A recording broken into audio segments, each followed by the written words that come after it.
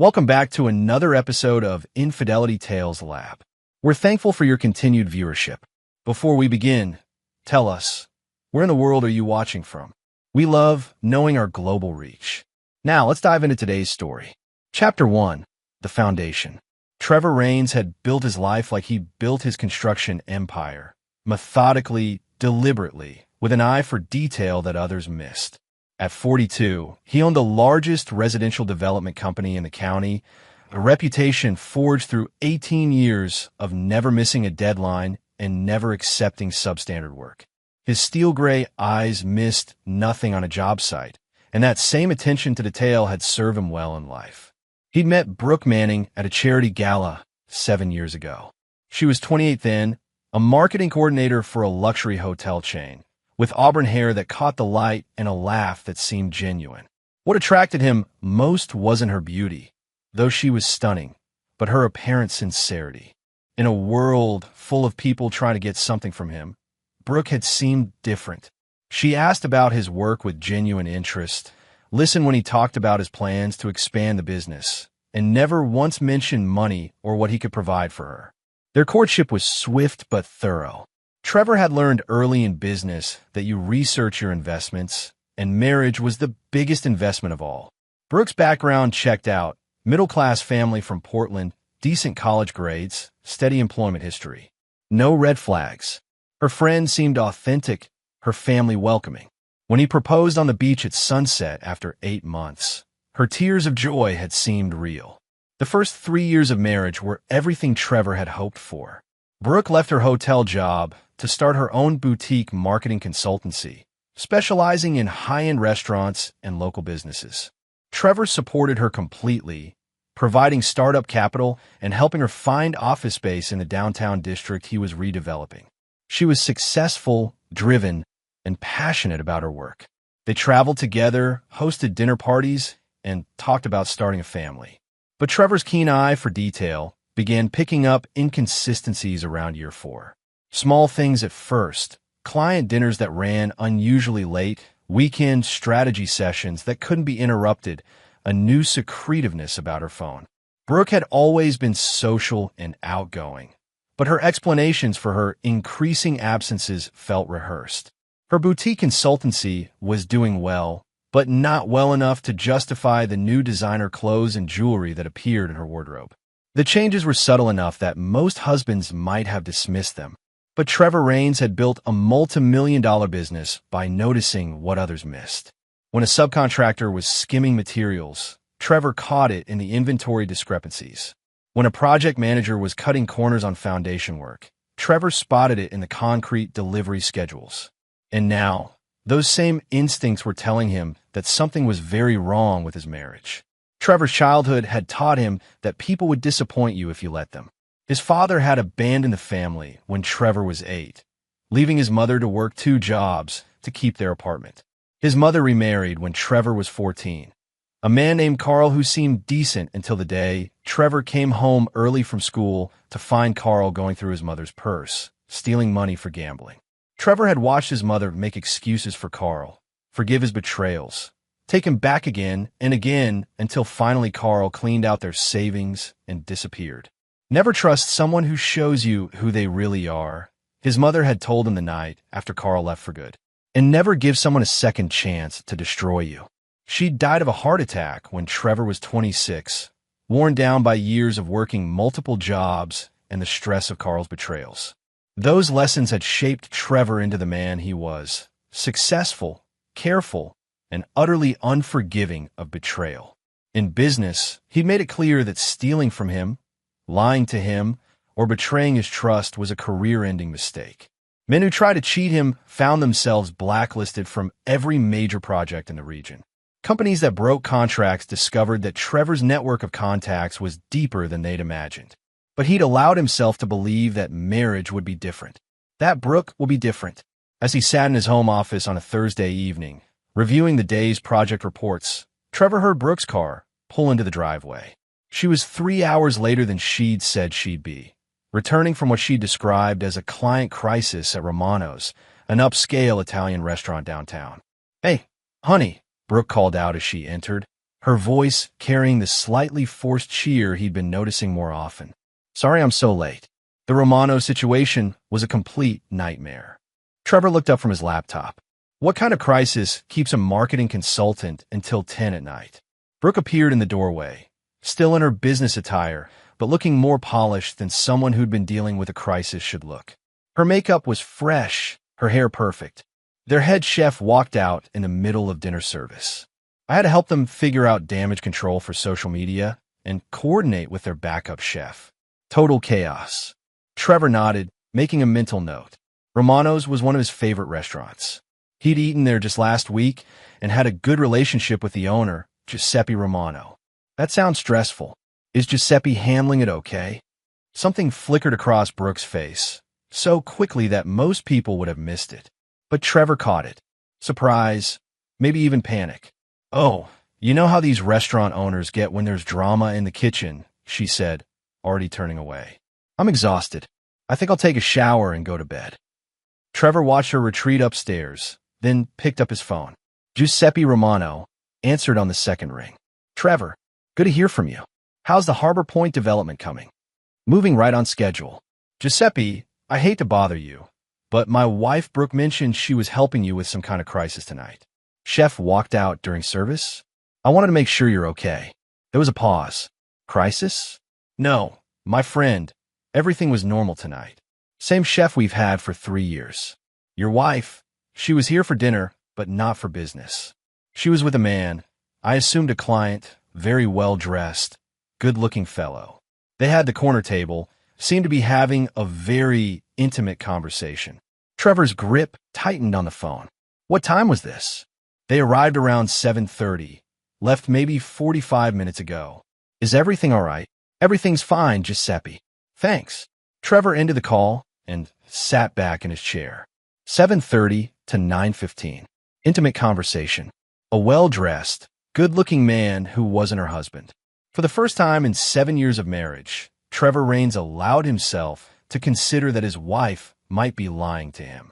And lying meant betrayal. And betrayal meant war. Chapter 2. The Investigation. Trevor had spent 3 weeks conducting surveillance the way he managed construction projects, systematically, thoroughly, and with absolute attention to detail.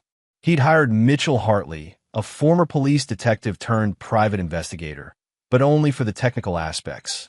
Trevor did most of the legwork himself, applying the same methodical approach that had made him successful in business.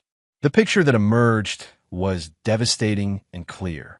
Brooke was having an affair with Ryan Castellano, a real estate agent who specialized in luxury properties. Castellano was 34, divorced, and worked for Meridian Luxury Realty, the same firm that had handled the sales for several of Trevor's high-end developments. That's how they'd met. Brooke had been hired to handle marketing for Trevor's Harbor Point project, and Castellano had been the listing agent for the completed homes. What made it worse was the timeline. Mitchell's investigation revealed that the affair had been going on for 14 months.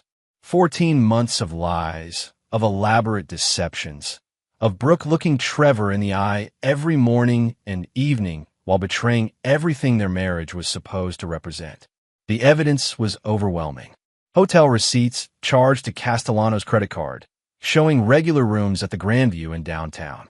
Photos of them together at restaurants in the next county, holding hands, kissing. Cell phone records showing hundreds of texts and calls between them. Even a recording Mitchell had managed to capture of them in the parking garage of Brooke's office building, where Castellano had his hands all over her while she laughed about how clueless her husband was. But it was the final piece of evidence that turned Trevor's anger into something cold and calculating. Mitchell had followed them to a house showing in Pinecrest, an exclusive neighborhood where homes started at $2 million. Through telephoto surveillance, he'd captured them viewing a property that Castellano was ostensibly showing to potential buyers. But there were no other buyers present, and their behavior was hardly professional. More importantly, Mitchell had recorded their conversation through a parabolic microphone as they stood on the property's back deck. "This could be perfect for us," Brooke had said, gesturing at the sprawling house with its infinity pool and mountain views. "Once I'm divorced, and we could be together openly." "The timing has to be right," Castellano had replied. Your husband's company is worth what? 12 million? Even with a prenup, you're looking at a significant settlement in this state. The prenup isn't ironclad. My lawyer says there are ways around it, especially if Trevor's been hiding assets or if we can prove he was emotionally absent from the marriage. And he has been absent, always working, always traveling for business. That's why I found comfort with you. Trevor had listened to that recording 3 times before the full implications sank in. This wasn't just an affair. This was a calculated plan to destroy his life, take his money, and move on to a new life with her lover. The woman he'd supported, invested in, and trusted was actively plotting his financial and personal destruction.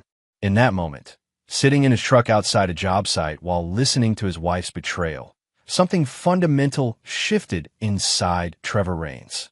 The part of him that had believed in forgiveness and second chances, in the possibility that people could change, that part died completely. Trevor had built his business on a simple principle. You get exactly what you deserve, nothing more and nothing less. Workers who showed up on time, did quality work, and were loyal to the company were rewarded with steady employment, good wages, and opportunities for advancement. Those who stole, lied, or cut corners were fired immediately and blacklisted from the industry. His personal life would now operate under the same rules. Over the next 2 weeks, Trevor began planning his response.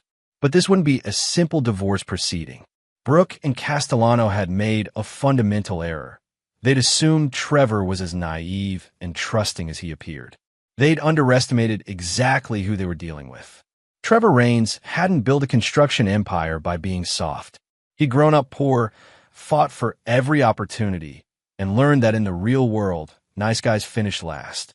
He'd clawed his way to success by being smarter, more ruthless, and more determined than his competition. Men who tried to undercut his bids found their projects mysteriously plagued with permit delays and inspection problems. Contractors who poached his workers discovered that their own best employees were suddenly receiving better offers elsewhere. But this was different. This was personal. Trevor's plan began with research. He learned everything there was to know about Ryan Castellano, his financial situation, heavily leveraged with multiple properties and significant debt. His professional reputation, generally good, but with some complaints about overselling properties. His personal life, recently divorced from his wife Angela, who had custody of their 2 children, and his weaknesses, a gambling problem that his ex-wife had cited in divorce proceedings. Trevor also investigated Brooke's lawyer, the one she'd mentioned in the recording. Patricia Vance was known for aggressive divorce tactics and had a reputation for finding creative ways to maximize settlements for her female clients. She was expensive, confident, and exactly the kind of lawyer someone would hire if they were planning to take their spouse to the cleaners. But Trevor's most important discovery was simpler. Neither Brooke nor Castellano knew that Trevor knew about their affair. They were operating under the assumption that they still had the element of surprise, that they could control the timing and narrative of the divorce. That assumption would destroy them. Trevor's brother-in-law Derek had been dropping hints for weeks about Brooke's busy schedule and late nights. Derek was married to Trevor's sister Candace, and while he meant well, he had all the subtlety of a construction crane. Trevor had been dodging Derek's increasingly obvious attempts to have a serious conversation about Brooke, but now he realized Derek's clumsiness could be useful. Trevor's 43rd birthday was approaching, and Candace had been planning a family party at their house. Trevor suggested they move it to his place instead, and that they invite some of Brooke's friends and colleagues as well. "Let's make it a real celebration," he told Candace. "Invite everyone."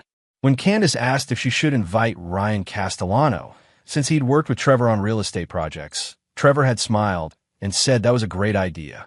As Trevor finalized his plans, he found himself thinking about his mother's final words about betrayal. She'd been right about Carl, right about second chances, right about the importance of seeing people for who they really were.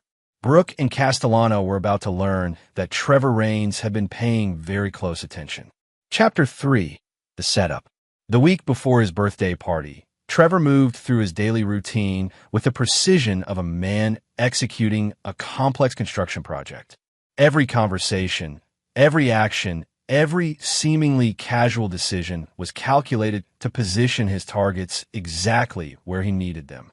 On Monday, he had lunch with Giuseppe Romano, ostensibly to discuss a potential restaurant location in Trevor's newest development. But Trevor had another agenda. "Giuseppe, I need to ask you a favor," Trevor said as they finished their meal. "I'm having some people over for my birthday Saturday night, and I'd love to have some of your famous tiramisu. Could your pastry chef make something special?" "Of course, my friend. How many people?" "About 20. And, Giuseppe, there might be some business discussed. I'm thinking about partnering with someone on a new project, and this party could be where we make it official. If things go well, there could be a substantial restaurant opportunity in it for you." Giuseppe's eyes lit up. Trevor's developments always included profitable commercial spaces. What kind of partner? Real estate.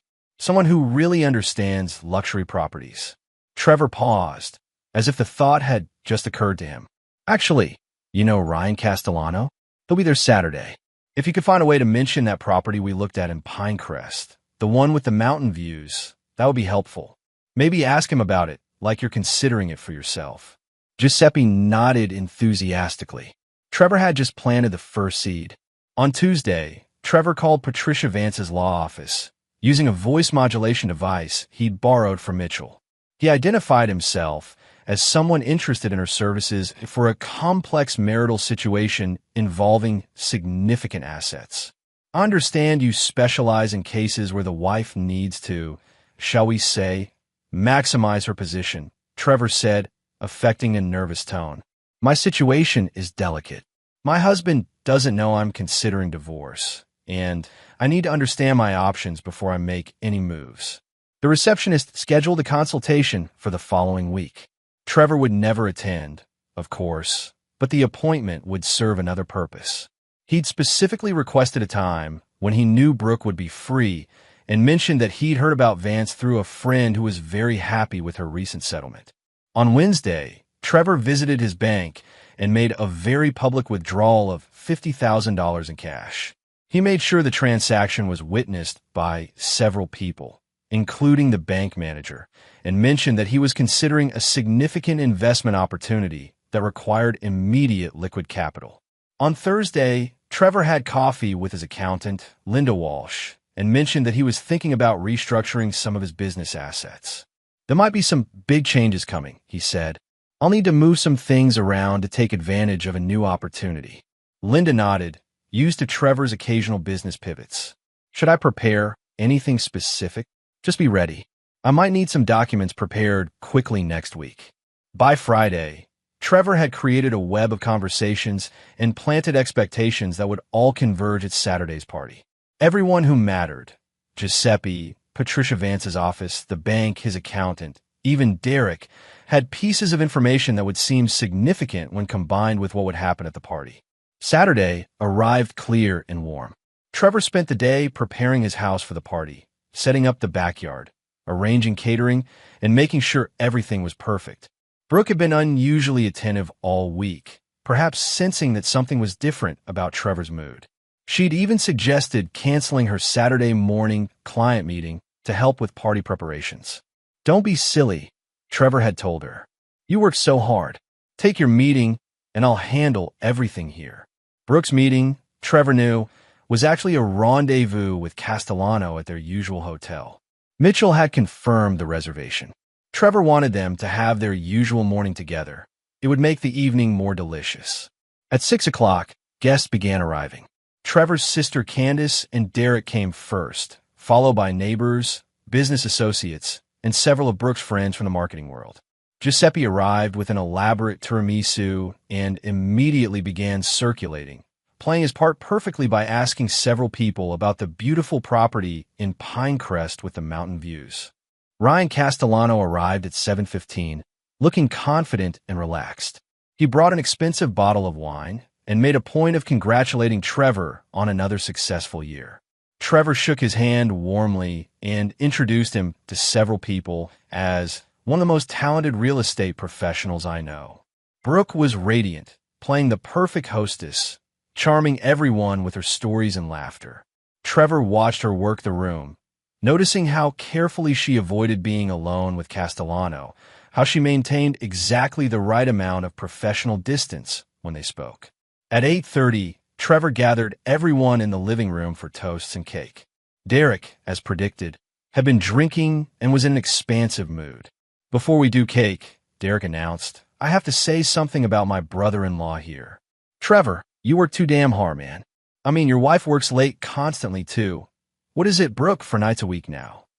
Trevor saw Brooke's smile tighten slightly. "Derek, you know how marketing is. Restaurants and bars need attention when they're actually busy." Right. Derek nodded sagely. "It's just funny, you know. At the birthday party, my brother-in-law joked, 'Your wife works late a lot these days.'" The room laughed politely. Trevor maintained his smile, watching Brooke's face. "She does work incredibly hard," Trevor said. "Though I have to admit, sometimes I wonder what kind of crises require so much personal attention." Brooke laughed, but Trevor caught the flash of nervousness in her eyes. "He's so clueless and dumb to notice anything," she said, and the room erupted in laughter at her playful jab at her husband. Trevor laughed along with everyone else, then stood up smoothly. "Well, since we're sharing jokes," he said, walking to the bookshelf where he'd placed a manila folder earlier that day, "I have something for my dear wife." He handed Brooke the folder with a smile. "Open this." The laughter in the room began to fade as Brooke looked at the folder, confusion replacing amusement on her face. She opened it slowly, and Trevor watched as her face turned pale. Inside were photographs. Brooke and Castellano at Romano's restaurant. Brooke and Castellano at the Grandview Inn. Brooke and Castellano viewing the house in Pinecrest. And on top, a transcript of their conversation about divorce planning and asset division. The room fell completely silent. Castellano stepped forward slightly, his face confused and concerned. "Brooke," he said, "what is it?" Trevor turned to address the room, his voice calm and clear. "Ladies and gentlemen, I'd like to share with you a little project I've been working on. For the past 14 months, my wife has been having an affair with Ryan Castellano here. More than that, they've been planning to divorce me and take as much of my money as possible to fund their new life together." The silence was deafening. Brooke was staring at the photos, her hands shaking. Castellano had gone white. "Trevor," Brooke whispered, "I can explain." "Actually," Trevor interrupted, "you can't. Because I know everything. Every hotel room, every lie, every conversation about how clueless I am and how much money you think you can steal from me." Trevor looked around the room at the shocked faces of his guests. His sister Candace was staring open-mouthed. Giuseppe was nodding slowly, as if pieces were falling into place. Derek looked like he wished he'd never made his joke. "The party's over," Trevor announced. "Thank you all for coming to help me celebrate not just my birthday, but my liberation from a lying, cheating wife." As guests began to move toward the door in stunned silence, Trevor turned back to Brooke and Castellano. "You two stay," he said quietly. "We need to talk." Chapter 4. The Revelation. The last guest departed in uncomfortable silence, leaving only Trevor, Brooke, and Ryan Castellano in the living room. The remnants of the birthday party, half-empty wine glasses, crumpled napkins, Giuseppe's elaborate tiramisu barely touched, seemed to mock the celebration that had just imploded. Brooke sat on the edge of the couch, the folder of evidence scattered across the coffee table in front of her. Her face had gone from pale to flushed as the shock wore off and was replaced by desperation. Castellano stood near the doorway, looking like he wanted to bolt, but knowing that running would only make things worse. "Trevor, please," Brooke began, her voice shaking. "Let me explain." "Explain what?" Trevor's voice was eerily calm as he loosened his tie and sat down across from her. "Explain how you've been lying to me for over a year? Explain how you've been planning to divorce me and steal my money? Or explain how you call me clueless and dumb while you were screwing another man?" Castellano cleared his throat. "Trevor, I think I should." "You should sit down and shut up," Trevor said without looking at him. "You'll get your turn." Castellano remained standing but fell silent. Brooke tried a different approach, her tears beginning to flow. "It wasn't supposed to happen like this. Ryan and I, we connected. I never meant for it to go this far. Trevor picked up one of the photographs, the one showing Brooke and Castellano kissing in the restaurant. This doesn't look like an accident, Brooke. This looks like two people who are very comfortable with each other. 14 months, comfortable. How did you? She started, then stopped herself. How did I find out? The same way I find out everything that matters. I pay attention. Trevor set the photo down carefully. Did you really think I wouldn't notice the changes? The late nights, the new clothes, the way you started hiding your phone? I've been watching people try to steal from me my entire career. You weren't as clever as you thought. Brooke's tears were flowing freely now. I was going to end it. I was going to tell you everything and try to work it out. Trevor laughed, but there was no humor in it. Is that why you hired Patricia Vance? To help you work it out by taking half my assets. Brooke's face went white again. How do you know about? I know about everything, Brooke. Every conversation, every plan, every lie. Trevor stood up and walked to the window, looking out at his backyard where an hour ago he'd been hosting a birthday party. I know about the house in Pinecrest that you and Ryan were planning to buy with my money. I know about his gambling debts and how convenient it would be for him to marry a wealthy divorcee. I know about your strategy sessions with Vance about attacking the prenup. Castellano finally spoke up. Look, Trevor, I think there's been a misunderstanding. Trevor turned around slowly. The only misunderstanding is yours, Ryan. You thought you were dealing with some clueless businessman who would roll over and play dead when his wife decided to screw him over. You thought wrong. I never meant for this to hurt you, Castellano said. It just happened. It just happened. Trevor's voice rose for the first time. 14 months of hotel rooms and restaurants and houses shopping just happened. Planning my wife's divorce strategy just happened. Trevor walked over to where Castellano was standing. The real estate agent was taller, but Trevor's presence filled the room.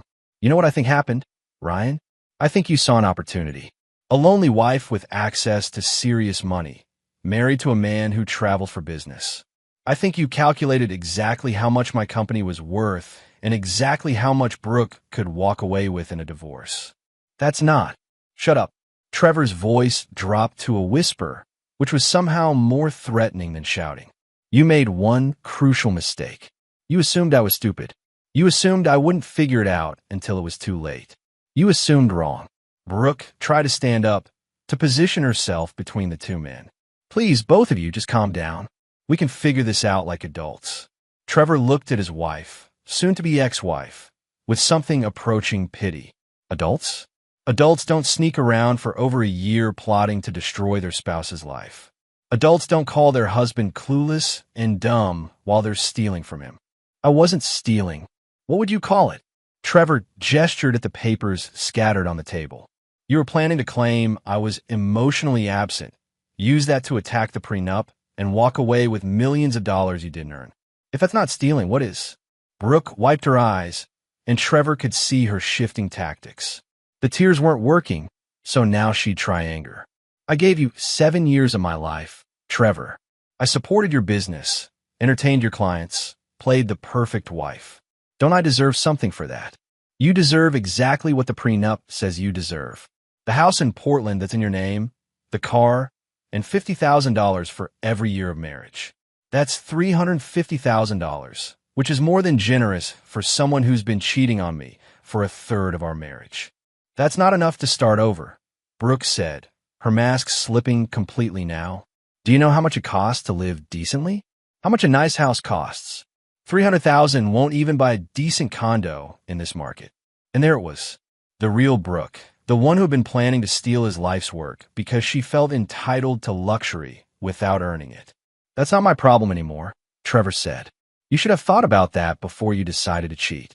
Castellano stepped forward again. Trevor, maybe we can work something out. Some kind of arrangement. Trevor turned on him with such sudden intensity that Castellano took a step back. Arrangement? What kind of arrangement did you have in mind, Ryan? You keep screwing my wife, and I pay for your new life together? You take my money and I pretend I don't care? I didn't mean. I know exactly what you meant. You meant you want to negotiate. You want to find some middle ground where you get some of what you were planning to steal, and I pretend this was all just a misunderstanding. Trevor smiled, and it was the most frightening expression either Brooke or Castellano had ever seen. Here's the thing you don't understand about me. I don't negotiate with thieves. I don't forgive betrayal. And I never, ever give second chances to people who try to destroy me. Trevor walked back to the couch and sat down, his demeanor suddenly casual, almost relaxed. So here's what's going to happen. Brooke, you're going to pack your things and get out of my house tonight. The divorce papers will be filed Monday morning, citing adultery and fraud. You'll get exactly what the prenup specifies and not one penny more. Trevor, please. I'm not finished. Trevor's voice remained calm, but his eyes were ice cold. Ryan, your career in this area is over. I have contacts with every major developer, every bank, every planning commission in the region. By next week, everyone will know exactly what kind of man you are. No one will trust you to handle their properties or their money.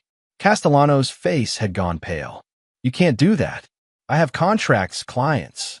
Had. Trevor corrected. You had contracts and clients. That was before you decided to steal from me. Brooke stood up suddenly, her desperation turning to fury. You vindictive bastard. This is exactly why I needed to get away from you. You're cold and calculating, and you care more about money than people. Trevor looked at her calmly. I care about loyalty, Brooke. I care about honesty. I care about people keeping their word. You violated all of that, and now you're angry because there are consequences. I loved you, she said, tears streaming down her face. I really did love you, but you were never there. Always working, always traveling, always putting business first. Ryan actually pays attention to me. He cares about what I want. He cares about what I can provide for you, Trevor said. Take away my money and see how much attention he pays to a marketing consultant with no trust fund. Castellano opened his mouth to protest, but Trevor held up a hand. Don't. We all know what this was about. You saw an opportunity to upgrade your lifestyle, and you took it. The mistake was thinking I was too stupid to notice. Trevor stood up and walked to the front door, opening it wide. The party's over. Both of you get out of my house. Brooke looked around the living room desperately, as if seeing it for the first time. This house, with its custom finishes and mountain views, would no longer be hers. The life she'd been planning to steal and reshape was slipping away. This isn't over, Trevor, she said, trying to muster some defiance. I'll fight you on this. Patricia Vance is very good at what she does. Trevor smiled again, that same frightening expression. Brooke, you still don't understand who you're dealing with. This isn't the beginning of your fight. This is the end of everything you thought you could take from me. As Brooke and Castellano walked toward the door, Trevor called out one final time.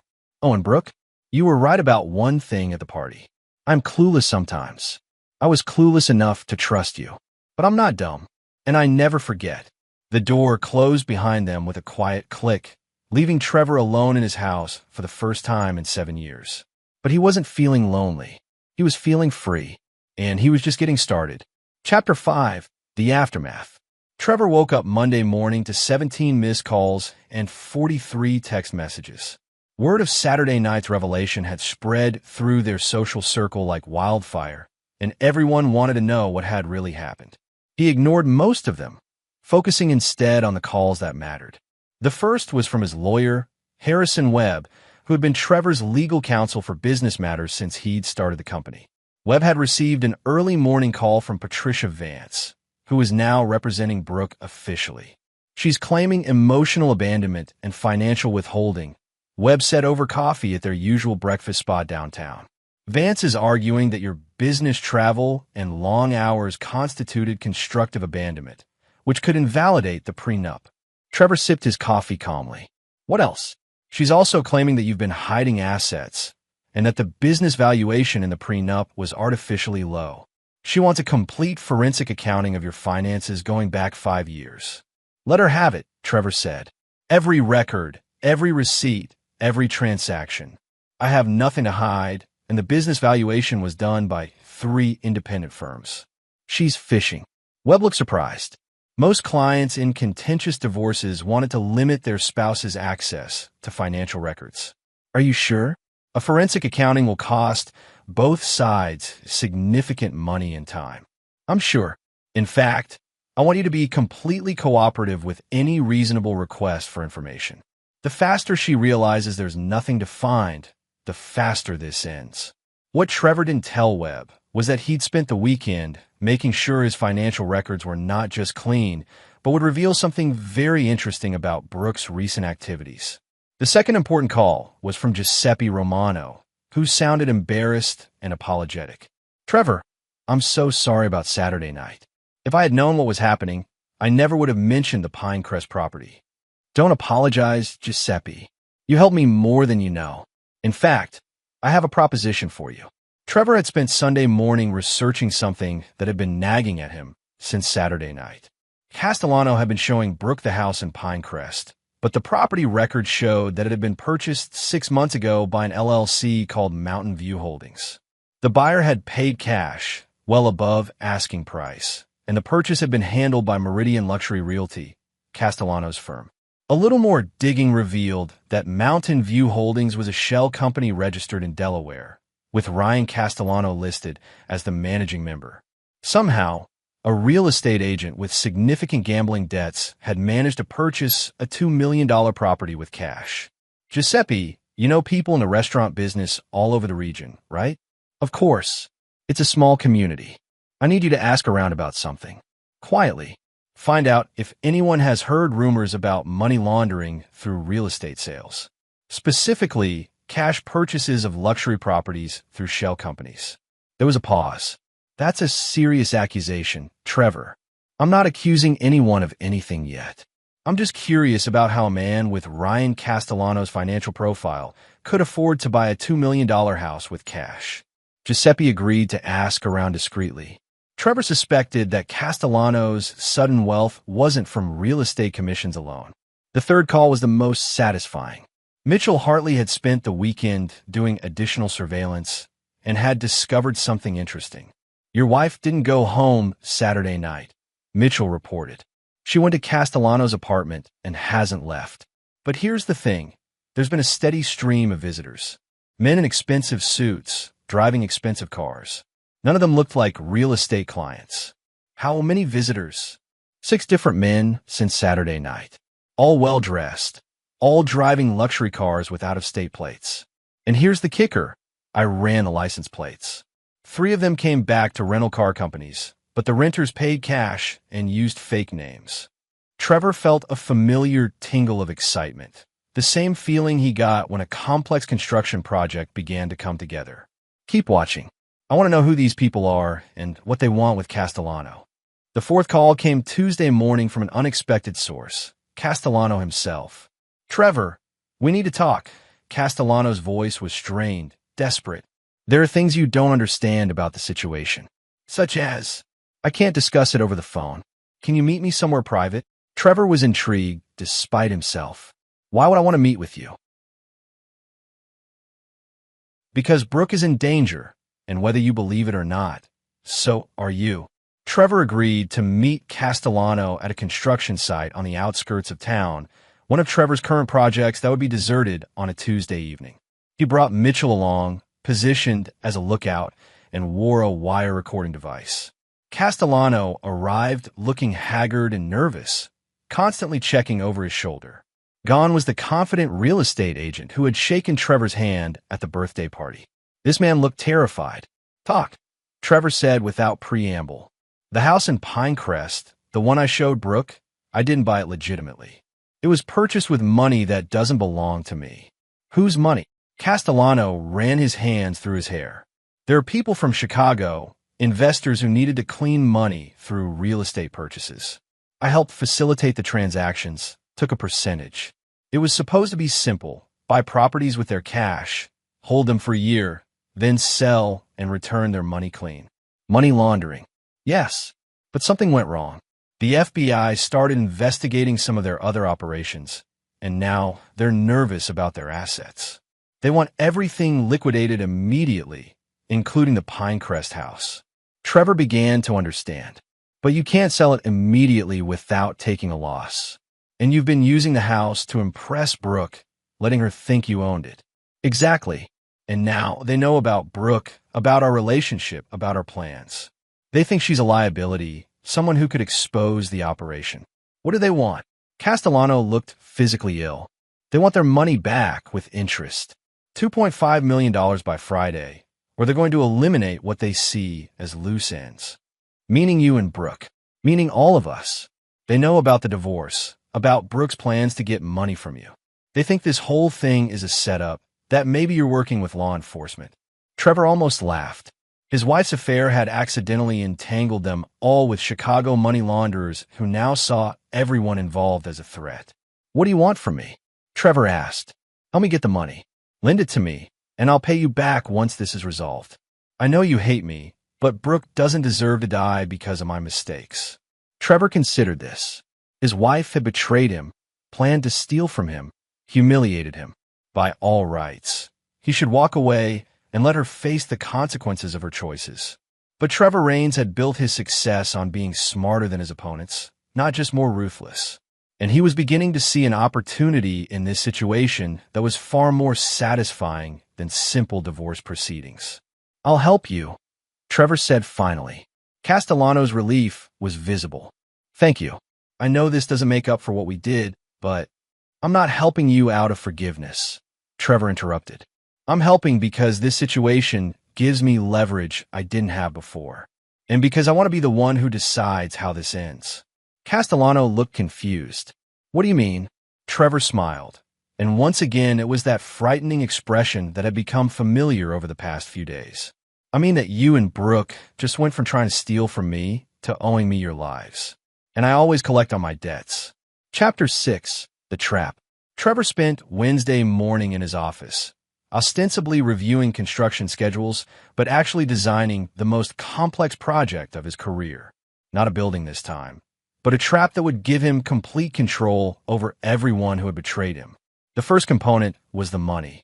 Castellano needed $2.5 million by Friday to pay off the Chicago investors.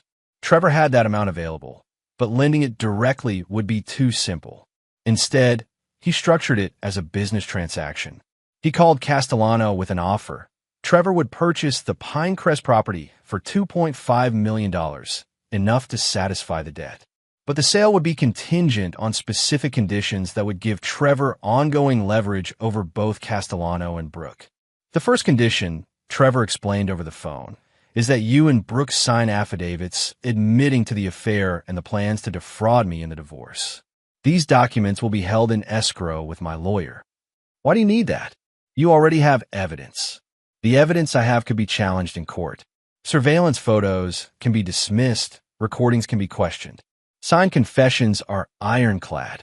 Castellano was desperate enough to agree to almost anything. "What else?" "Brooke will agree to a modified divorce settlement.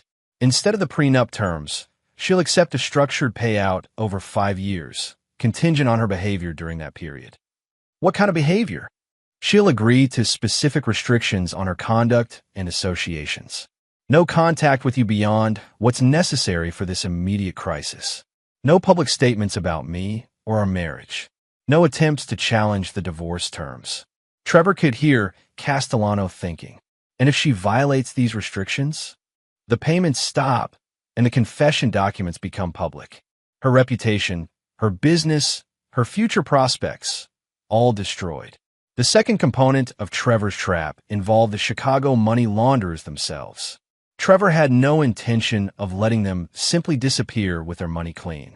Through Mitchell's contacts in law enforcement, Trevor learned that the FBI was indeed investigating several Chicago-based operations for money laundering, but they lacked evidence of specific transactions. Trevor's purchase of the Pinecrest property would provide that evidence. He would document every aspect of the transaction, creating a paper trail that would lead federal investigators directly to the money launderers while keeping himself and his money legally protected. "You want to turn them in?"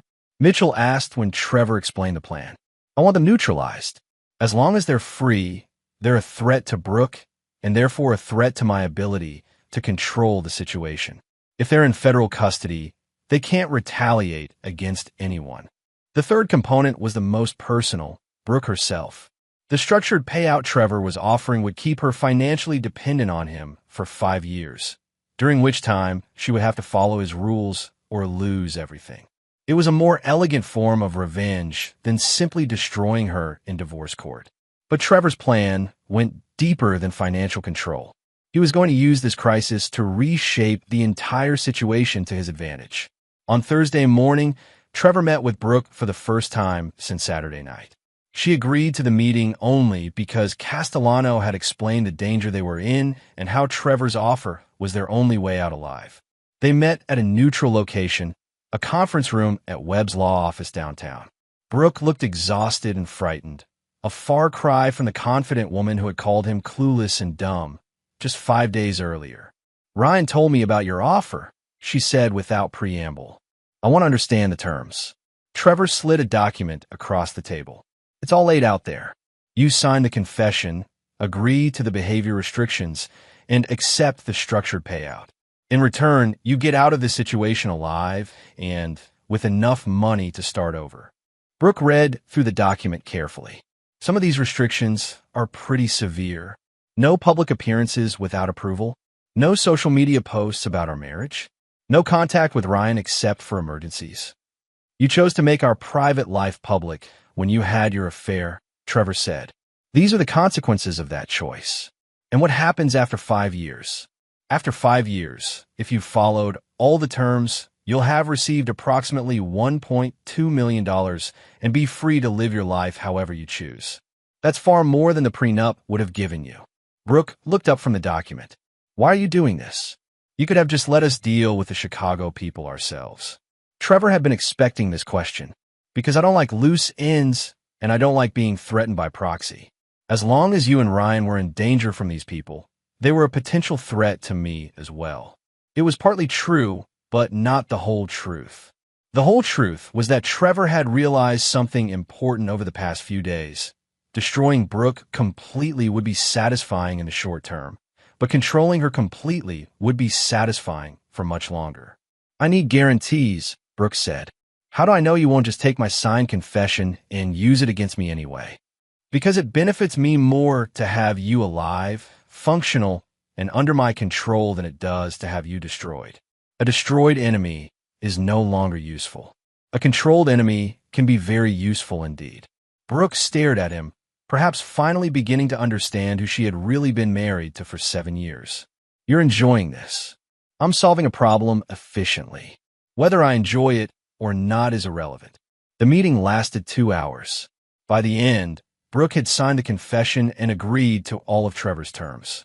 She would receive $240,000 per year for 5 years, paid monthly, contingent on her following the behavior restrictions. The payments would be structured as consulting fees for a marketing company that Trevor would establish in her name, making them tax-advantaged and giving him an additional layer of control. On Thursday evening, Trevor, Castellano, and the 2 Chicago representatives met at the law office to finalize the property sale. The Chicago men were exactly what Trevor had expected: well-dressed, soft-spoken, and radiating the kind of quiet menace that comes from years of resolving problems through violence. The sale went smoothly. Trevor paid $2.5 million for a property worth slightly less, but the overpayment was part of his plan. The Chicago money was now officially clean, having passed through a legitimate real estate transaction with proper documentation. What the Chicago representatives didn't know was that Mitchell had photographed them arriving and leaving, that the law office had security cameras recording everything, and that Trevor had insisted on documentation that clearly identified the source of their original payment for the property. By Friday afternoon, when the FBI received an anonymous tip about money laundering activities involving specific properties and specific individuals, they would have enough evidence to move quickly. Trevor's trap was set. The Chicago money launderers would soon be in federal custody. Castellano was financially ruined and professionally destroyed, dependent on Trevor's silence to avoid criminal charges. Brooke was under Trevor's complete control for the next 5 years, her reputation and financial future contingent on her compliance with his terms. As Trevor drove home Friday evening, he reflected on the week's events. 7 days ago, he had been a successful businessman with an unfaithful wife planning to steal his money. Tonight, he owned his enemies completely, had turned a potential loss into a profitable real estate investment, and had helped the FBI arrest a money laundering operation.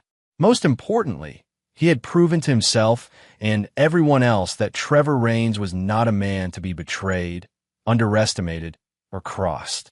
The reckoning was complete, but Trevor was just getting started. Chapter 7. The New Order. 3 months after the birthday party that changed everything, Trevor's life had settled into a rhythm that satisfied him deeply. The FBI raids on the Chicago money laundering operation had made front-page news, with federal prosecutors calling it one of the most successful organized crime busts in recent years. Ryan Castellano's name had been mentioned in several articles as someone who had cooperated with federal authorities, which effectively ended what remained of his real estate career. Brooke was living in a modest apartment downtown, working to rebuild her marketing consultancy under Trevor's watchful eye. The monthly payments from Trevor's consulting company kept her afloat, but every expenditure over a certain amount required his approval. She had learned to send him detailed monthly reports on her activities, her clients, and her finances. The behavior restrictions were working exactly as Trevor had intended. Brooke's social media presence had been carefully curated to avoid any mention of their marriage or divorce. Her public appearances were limited and pre-approved. Most importantly, she had maintained complete silence about Trevor's role in resolving the Chicago situation, understanding that any breach of their agreement would result in immediate financial ruin. But Trevor's control extended far beyond the formal terms of their agreement. He had systematically undermined Brooke's ability to rebuild her life independently by using his business connections to influence her professional opportunities. When Brooke pitched marketing services to Romano's restaurant chain, Giuseppe politely declined after a quiet word from Trevor. When she applied to join the Regional Marketing Professionals Association, Trevor's contacts on the board raised questions about her reliability during the membership review. When she tried to lease office space in the downtown business district, landlords who had worked with Trevor's development company suddenly found reasons to reject her applications. Trevor wasn't trying to destroy her completely. That would violate their agreement and potentially drive her to desperate measures.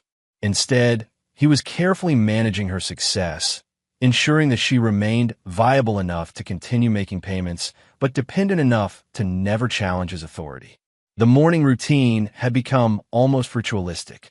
Every first Monday of the month, Brooke would arrive at Trevor's office to deliver her monthly report and receive instructions for the coming month. She would sit across from his desk, professionally dressed and carefully composed, while he reviewed her activities and finances with the attention to detail he applied to construction projects.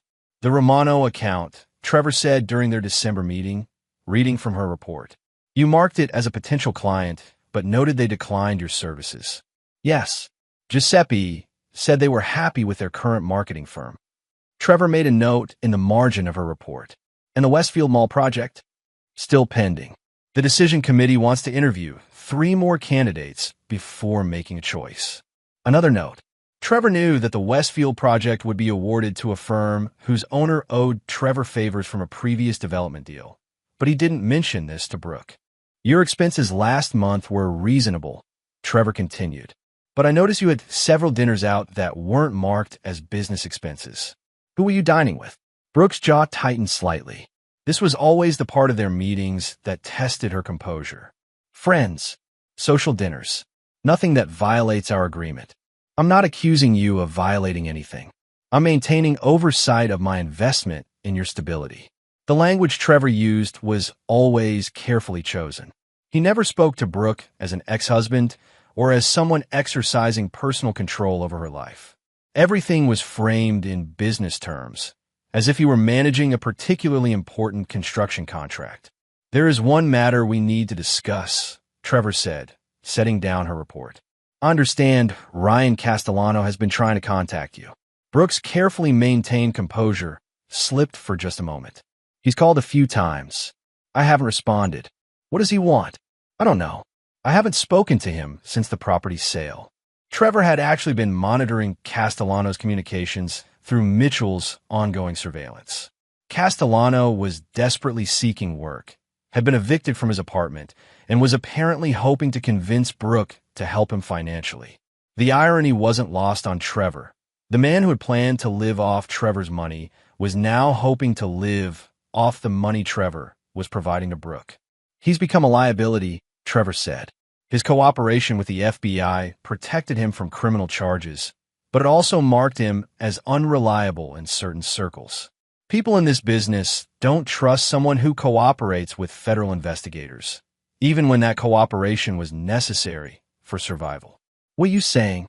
I'm saying that any contact with Ryan could reflect poorly on your own reputation. Guilt by association. Brooke understood. Trevor was telling her that maintaining any relationship with Castellano could jeopardize her financial arrangement.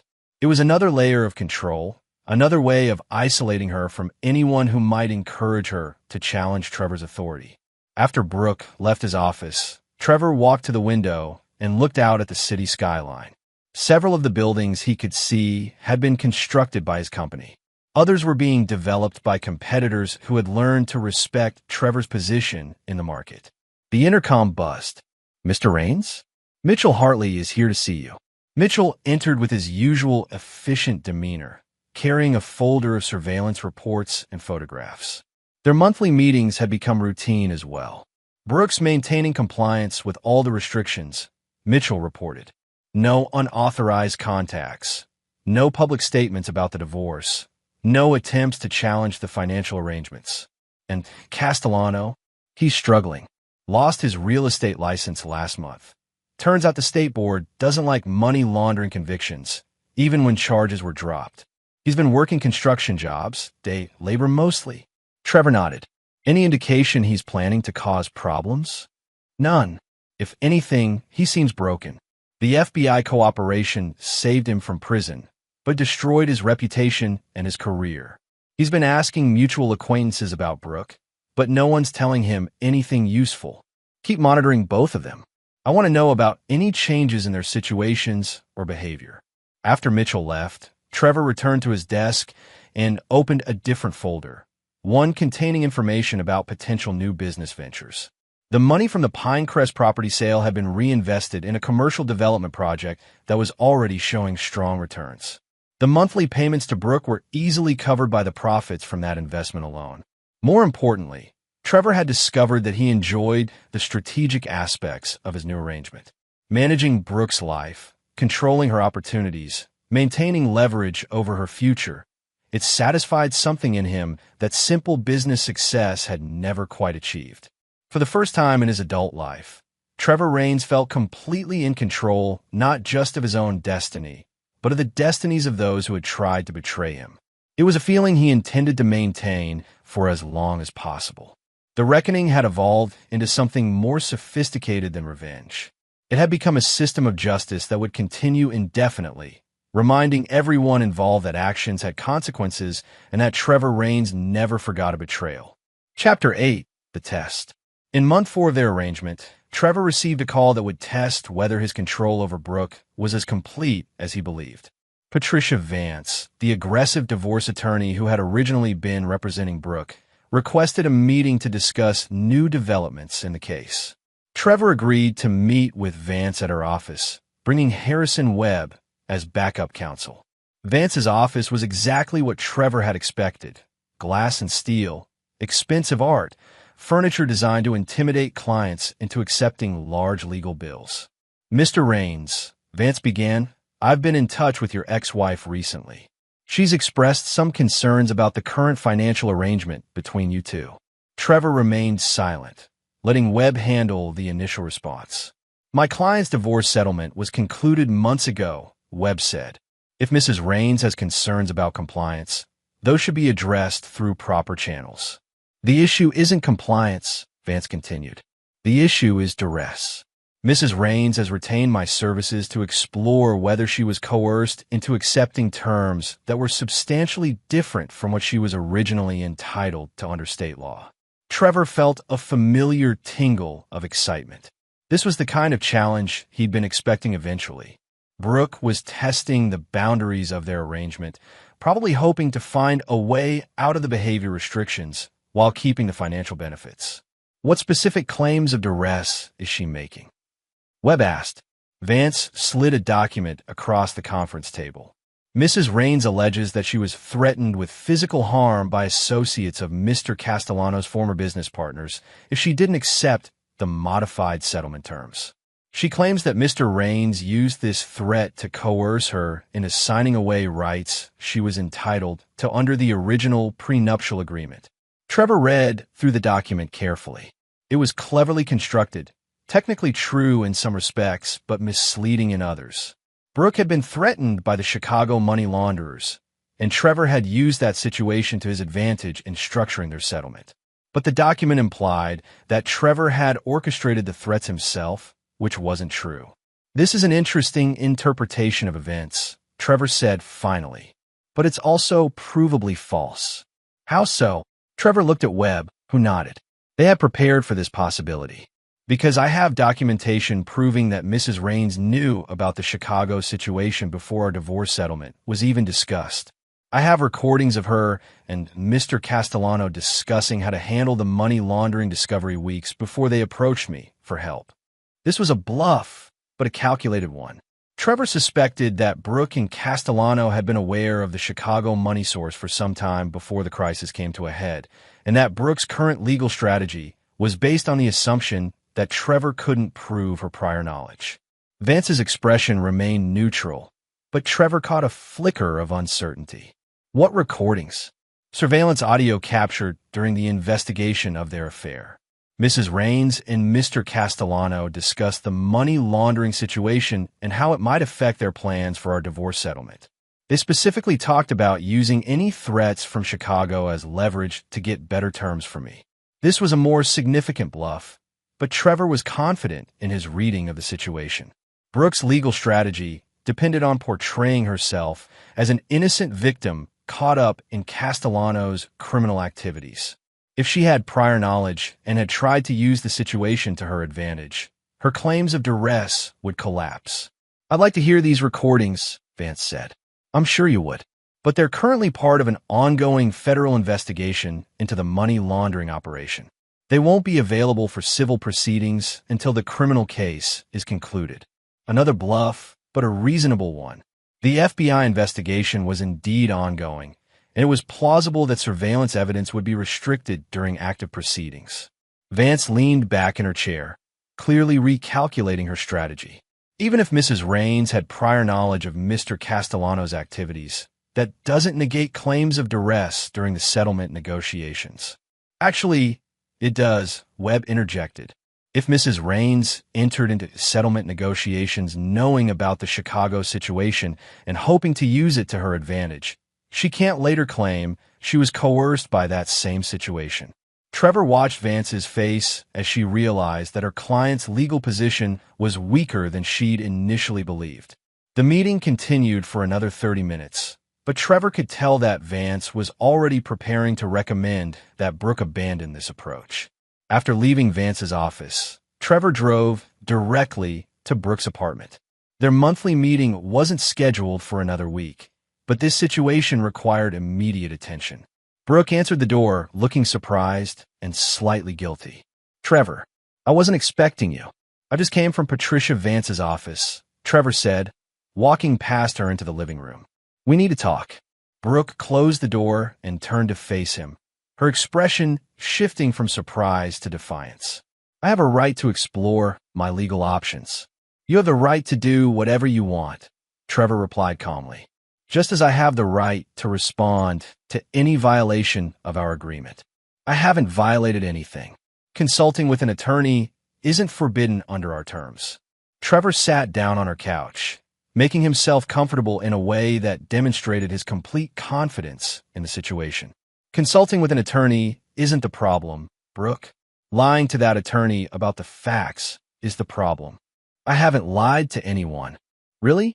Did you tell Vance that you knew about Castellano's money laundering activities before the Chicago crisis came to a head?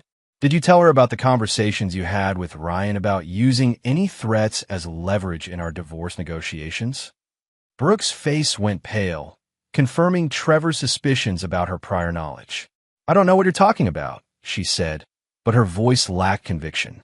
Trevor pulled out his phone and played an audio file.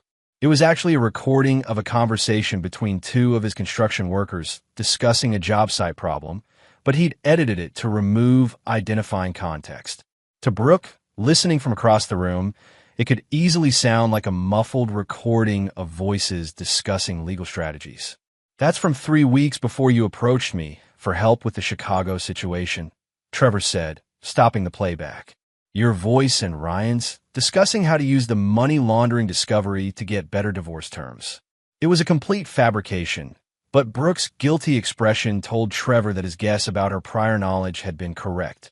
"You can't prove that's us," Brooke said weakly. "I don't have to prove it to you. I only have to prove it to a judge if you decide to challenge our agreement." Voice analysis, timeline verification, testimony from federal investigators about when various facts came to light. It would be a very thorough process. Trevor stood up and walked to the window, looking out at the city lights. "Here's what's going to happen, Brooke. You're going to call Patricia Vance and tell her that you've reconsidered your legal position. You're going to withdraw any claims of duress and confirm that you entered into our settlement voluntarily. And if I don't," Trevor turned back to her with that same frightening smile she'd seen so many times over the past few months. "If you don't, I'll release the recordings to the FBI as evidence that you were attempting to obstruct their money laundering investigation by using criminal threats as leverage in a civil proceeding. You'll be facing federal charges for interfering with an ongoing investigation." Brooke stared at him, finally understanding the depth of her miscalculation. She had thought she could find a legal way out of their arrangement, but Trevor had anticipated this move and prepared countermeasures. "You're bluffing," she said, but her voice betrayed her uncertainty. "Am I?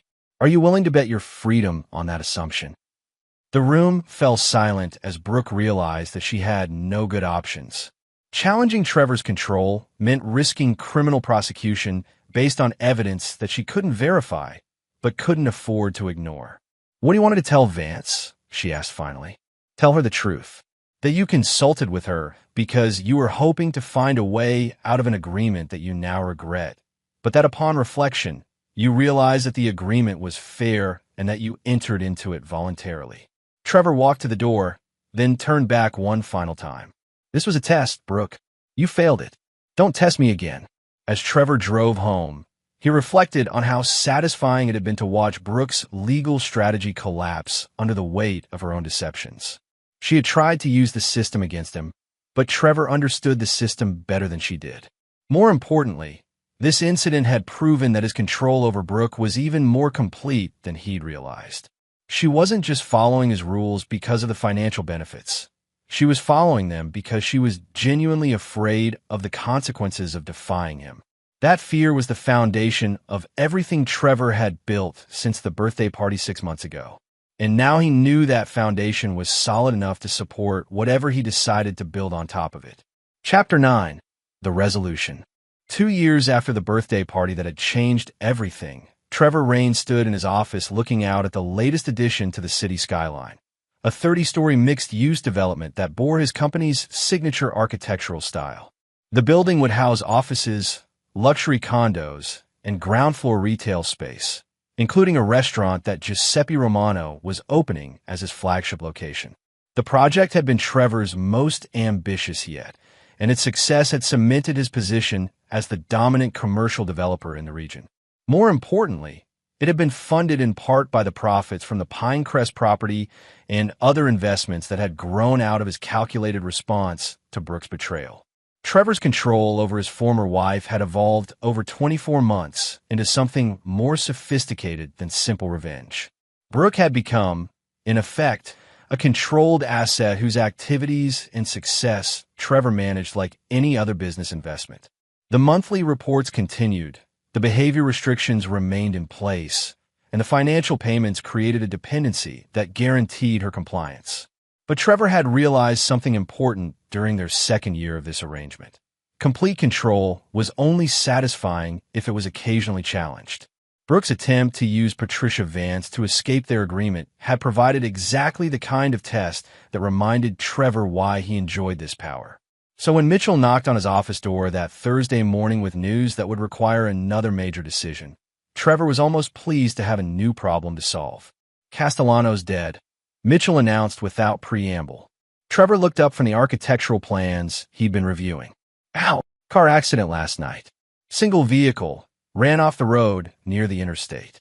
Police are calling an accident, but the circumstances are suspicious. Trevor gestured for Mitchell to sit down. Explain. Castellano had been working construction jobs for the past year, barely making ends meet. But yesterday, he deposited a check for $50,000 into his bank account. A few hours later, he's dead in a car crash on a road he had no reason to be traveling. Who wrote the check? That's the interesting part. It was from a company called Mountain View Holdings. Trevor felt a familiar tingle of excitement. Mountain View Holdings was a shell company that the Chicago money launderers had used to purchase the Pinecrest property. According to federal prosecutors, that operation had been completely shut down with all principals either in prison or under federal supervision. Someone's using the old company name, Trevor mused. Either the Chicago people have contacts who weren't caught, or someone else has taken over their local operations. There's more, Mitchell continued. I checked with my FBI contact. Castellano had been asking questions about witness protection programs. He was scared of something, maybe trying to get federal protection again. Trevor understood immediately. Someone connected to the original money laundering operation had approached Castellano, either to eliminate him as a potential witness or to use him for new criminal activities. The $50,000 might have been payment for services, or it might have been bait to get him to a specific location. What does this mean for Brooke? Trevor asked. If someone's trying to tie up loose ends from the Chicago operation, she could be next on their list. She knows as much about the money laundering as Castellano did, maybe more. Trevor walked to his window and looked out at the city he'd helped build. Castellano's death created both a problem and an opportunity. The problem was that Brooke's safety was now genuinely at risk, which could disrupt Trevor's carefully managed control over her life. The opportunity was that this crisis would give Trevor leverage to restructure their relationship entirely. Schedule a meeting with Brooke for this afternoon, Trevor told Mitchell, and increase surveillance on her activities immediately. If someone is cleaning up witnesses, I want to know about it before they make a move. Trevor spent the rest of the morning considering his options. He could simply warn Brooke about the potential threat and let her handle her own security. He could provide protection for her as part of their existing arrangement. Or he could use this crisis to fundamentally change the terms of their relationship. By the time Brooke arrived at his office that afternoon, Trevor had decided on the most ambitious option. Ryan Castellano is dead, Trevor said without preamble as soon as she sat down. Brooke's face went white. What happened? Car accident, but the circumstances suggest it wasn't accidental. Someone gave him $50,000 yesterday. Then he died a few hours later. Who will want to kill Ryan? Someone who's concerned about his knowledge of the Chicago money laundering operation, which means they might be concerned about your knowledge as well. Brooke's hands were shaking as she absorbed this information. What do I do? Trevor had been waiting for exactly this question. You have 3 options. First, you can go to the FBI and request witness protection. They'll relocate you, give you a new identity, and you'll spend the rest of your life looking over your shoulder. What's the second option? You can hire private security and hope it's enough to keep you safe. That would be expensive, and there's no guarantee it would work. Brooke was gripping the arms of her chair. And the third option? You accept my complete protection in exchange for a permanent modification of our arrangement. Trevor had spent hours crafting this proposal. Instead of the current 5-year agreement with behavior restrictions and monthly payments, Brooke would become essentially a permanent dependent. She would move into a secure property that Trevor controlled, accept a comprehensive security arrangement that he managed, and surrender any pretense of independence in exchange for complete safety. You want me to become your prisoner, Brooke said. I want you to become my responsibility. There's a difference. Trevor outlined the terms he'd prepared. Brooke would live in a luxury condo that Trevor owned in the most secure building downtown. Her movements would be monitored for security purposes, but she would be free to work, socialize, and live normally within those constraints. The monthly payments would continue indefinitely rather than ending after 5 years, but she would sign away any future claims to Trevor's assets or estate. Most importantly, the behavior restrictions would become permanent. No public statements about their marriage or divorce, no challenges to Trevor's authority, no contact with anyone who might threaten the security arrangement. This isn't protection, Brooke said. This is ownership. It's survival, Trevor replied. Ryan thought he could handle this situation on his own, and now he's dead. You can make the same mistake he did, or you can accept reality. Trevor walked to his safe and removed a folder containing photographs that Mitchell had taken the night before. They showed Castellano's car after the accident, the $50,000 check, and surveillance photos of men who had been watching Castellano's apartment in the days before his death. These people are professionals, Brooke. They eliminated Ryan cleanly and efficiently, and they'll do the same to you if you give them the opportunity. Brooke studied the photographs, her face growing paler with each image. How do I know you're not behind this? How do I know you didn't have Ryan killed to force me into this arrangement? Trevor had expected this question, because if I wanted Ryan dead, I would have let the Chicago people kill him 2 years ago when they first threatened him. I kept him alive because a living witness served my purposes better than a dead one. It was true, but not the complete truth. Trevor had indeed protected Castellano during the original crisis, but he'd also made sure that Castellano's cooperation with federal authorities had marked him as unreliable in criminal circles. Trevor hadn't killed Castellano directly, but his actions had created the conditions that led to Castellano's death. I need time to think, Brooks said. You have until tomorrow morning. After that, I withdraw the offer and you're on your own. That evening, Trevor sat in his study reviewing the security arrangements he'd already begun implementing. The downtown condo was being equipped with state-of-the-art security systems. Mitchell's team was prepared to provide round-the-clock protection. Financial arrangements were being restructured to make the new agreement legally airtight. Trevor's phone rang at exactly midnight.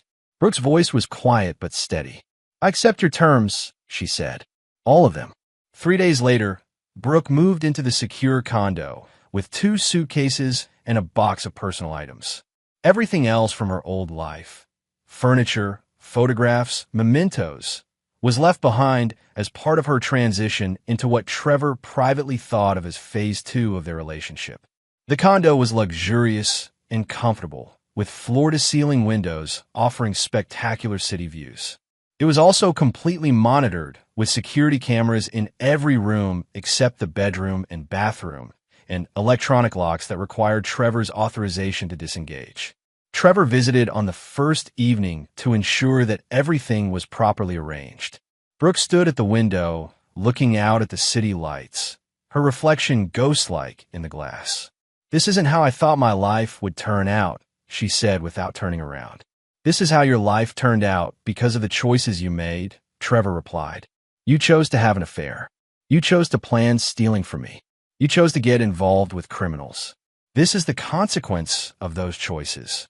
Brooke turned to face him. And your choices?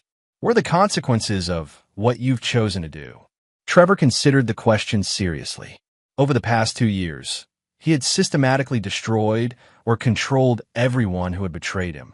He had turned personal crisis into business opportunity and emotional devastation into strategic advantage. He had proven that Trevor Raines was not a man who could be cheated, lied to, or discarded without consequences. The consequence of my choices, Trevor said finally, is that I'm in complete control of my life and the lives of people who try to destroy me. I call that a successful outcome. As Trevor left the condo that night, he reflected on how satisfying it was to have reached this point. Brooke was now completely dependent on him for her safety, her financial security, and her future. She would spend the rest of her life as a reminder to anyone who might consider betraying Trevor Raines that such betrayals carried permanent consequences. The reckoning that had begun with a birthday party confrontation had evolved into something larger and more sophisticated. Trevor had created a system of justice that operated outside traditional legal frameworks, but with perfect efficiency. Most importantly, Trevor had proven to himself that he was capable of anything when properly motivated. The shy, trusting husband who had been blindsided by his wife's affair no longer existed. In his place was a man who understood that power was the only reliable protection against betrayal, and that mercy was a luxury he could no longer afford. Trevor Raines had built his business empire by being harder, smarter, and more ruthless than his competition. Now he had applied those same principles to his personal life with equally decisive results. The birthday party had ended with laughter dying and faces turning pale. The reckoning ended with Trevor standing alone at the top of everything he surveyed, surrounded by the controlled ruins of everyone who had tried to destroy him. It was exactly the ending he deserved. And there you have it. Another story comes to an end. What did you think? I'd love to hear your thoughts in the comments below. If you enjoy this story, consider joining our community by subscribing. It means the world to us. For more stories like this one, check out the recommended videos on screen. And I'll see you there.